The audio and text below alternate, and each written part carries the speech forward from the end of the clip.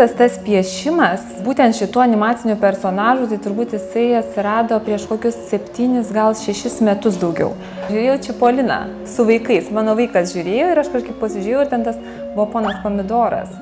Ir aš tai paėmiau ir jį persipaišiau. Aš kaip juokiuosi savo vyrui, nupiešiau, sakau, tu kai būsi piktas, tai sakau, aš tai pavadinsiu ponu Pomidoru. Ir jis tada pamatė, sako, tu čia piešiai? Nu, sakau, aš. Ir kažkaip vėl mano visas tas grįžo, tie prisiminimai ir aš tada pradėjau paišyti.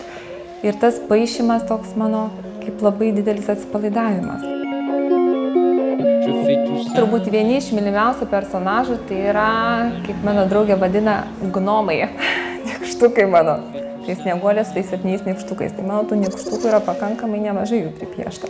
Jie man tokie labai akiai mėly. Kartais labai yra malonu nutrūkti nuo kažko, tai kas galbūt suaugusių pasaulyje yra labai seniai užmiršta.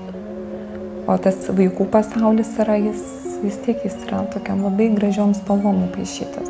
Tai kartais, kai pasineri į tą animacijos pasaulį visą, tai toks tarsi tampi kaip vaikas. Ir šiek tiek atitrūksti nuo tų rimtų visų mokslų ir visų darbų.